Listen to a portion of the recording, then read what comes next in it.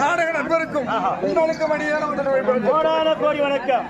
அடுத்தபடியாக அந்த மாட்டுக்கோன் தங்கை மதுரை